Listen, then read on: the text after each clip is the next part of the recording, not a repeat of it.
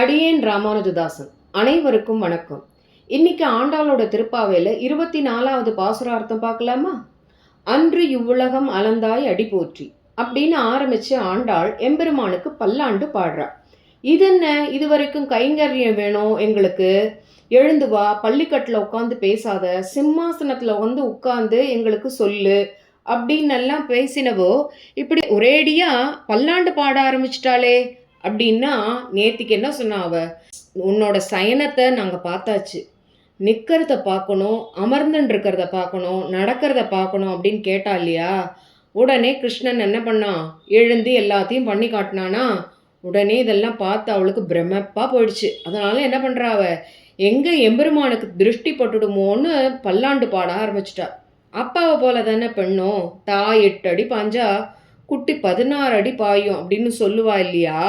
அதான் அப்பா விஷ்ணு சித்தர் பெரியாழ்வார் போலவே இவளும் எம்பெருமான அவன் திருவடிகளுக்கு போற்றி பாடுறா. அன்னைக்கு வாமன அவதாரம் எடுத்தபோது பலி என்னோடதுன்னு சொன்னா இல்லையா? என்ன நல்லவனா இருந்தாலும் பகவானோட சொத்தை என்னோடதுன்னு சொல்லலாமா? நாம எல்லோருமே அவன் சொத்து இல்லையா? அவன் மட்டும் எம்பெருமானே இது உன்னோடது, இது நான் உனக்கு கைங்கரியமா இதை பரிபாலிக்கிறேன் அப்படின்னு மட்டும் சொல்லியிருந்தான்னு வச்சுக்கோங்களேன், நாம் வாமன திருவிக்கிரம அவதாரத்தை பார்த்துருக்கவே முடிஞ்சிருக்காது. அப்போ இந்த 3 உலகையும் தாவி அளந்த அந்த திருவடிகளுக்கு போற்றி சொல்கிறா ஆண்டாள். அடுத்து ராமாவதாரத்தில் ராவணனை அழிக்க அயோத்தியிலேருந்து இலங்கை வரைக்கும் நடந்த கால்களுக்கு செற்றாய் திரள் போற்றின்னு சொல்கிறா. இதெல்லாம் பரவாயில்ல, ஒன்று 7 வயசு, இன்னொன்று 38 வயசு. ஆனால் பிறந்த குழந்தை கண்ணனை தொட்டில்ல விட்டுருக்கா யசோத. வண்டி சக்கரத்தில் ஒரு அசுரன் குழந்தைய கொல்ல பார்க்குறான். ஆனால் குழந்தையோ பசியால் காலை கையை உதச்சுன்ருக்கு. அந்த பிஞ்சு கால் அந்த சக்கரத்து மேலே பட்டு அவன் வந்த இடம் இருந்த இடம் தெரியாமல் போச்சு. அந்த பிஞ்சு கால்களுக்கு போற்றி பாடுறா. அதோடு விட்டுதான் ஒரு கன்று குட்டியாகவும் விளாம்பழ உருவிலையும் 2 அசுரா வந்து இந்த நம்ம கண்ணன் மாடு மேய்க்க போன இடத்துல அவனை கொல்ல பார்க்கறா. உடனே அந்த கன்று குட்டியை எடுத்து சுழற்றி அந்த விளாம்பழத்து மேலே போட்டு அந்த 2 பேரையும் உரு தெரியாம செஞ்ச அந்த திருவடிகளுக்கு போற்றி பாடுறா. போதா குறைக்கு இந்திரனுக்கு பசி கோவம், தனக்கு கிடைக்க வேண்டிய உணவை கிருஷ்ணன் தடுத்து நிறுத்திட்டானேன்னு.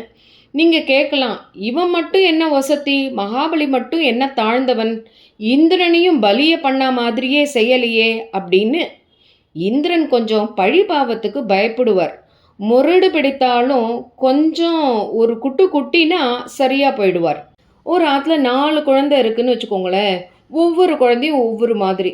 ஒரு சில குழந்தைகள் சொன்னால் மட்டும் போகிறோம், சொல் பேச்சை கேட்கும். ஒரு சில குழந்தை என்ன செய்யும் அப்படின்னா, அதட்டினா போகிறோம், அந்த குழந்தைய அதட்டினா தான் சொல் பேச்சு கேட்கும்.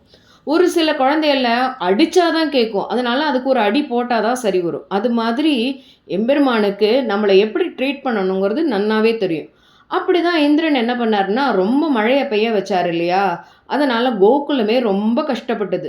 உடனே நம்ம கிருஷ்ணன் என்ன பண்ணார், அந்த கோவர்தன மலையை அப்படியே குடையாக பிடிச்சார். அந்த மலைக்கு தானே மரியாதை பண்ணினார், உணவெல்லாம் இட்டார். அதனால் அந்த மலையை தூக்கினாதான் இந்த கோகுலவாசிகளுக்கு புரிய வைக்க முடியும் அப்படின்னுட்டும் என்ன பண்ணார், அந்த மலையை அப்படியே தூக்கி கொடையாக பிடிச்சு இந்திரனோட கர்வத்தை அடக்கினார். அந்த குணத்துக்கு போற்றி பாடுறா நம்மளுடைய ஆண்டாள். இதுவரையும் பாடிண்டே வந்த ஆண்டாள், அச்சோ நம்ம யாரு எங்கே எப்படின்னு சொல்லிட்டோமே, யாராவது தப்பி போன அசுராளோட எங்கே கண்ணனுக்கு ஆபத்து வந்துடுமோ அப்படின்னு பயந்து கண்ணனோட கையில் இருக்கிற வேலை போற்றி பாடி, ஏ வேலே, கண்ணனுக்கு எந்த ஆபத்தும் வராமல் நீ தான் பார்த்துக்கணும் அப்படின்னு வேலை போற்றி பாடுறா. ஏ கண்ணா, உனக்கு சேவை செய்யவே நாங்கள் வந்திருக்கோம், அதை ஏற்றுக்கொள்ள வேண்டும் அப்படின்னு கேட்குறா ஆண்டாள்.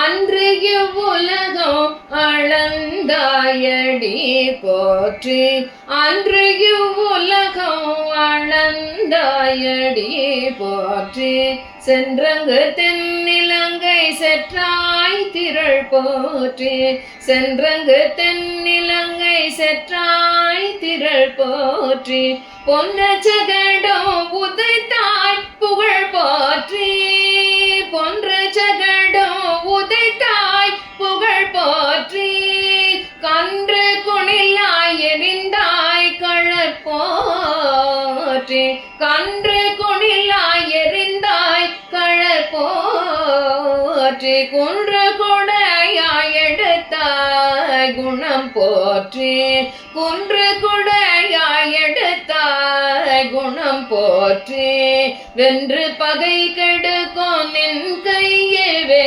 போற்றி வென்று பகை கெடுக்கும் நின் கையவே போற்றி என்றென்றும் சேவகமே ஏத்தி பறை கொள்வான் என்றென்றும் சேவகமே ஏத்தி பறை கொள்வான் இன்றியாம் வந்தோம் இறங்கேலோரெம்பாவார் இன்றியாம் வந்தோம்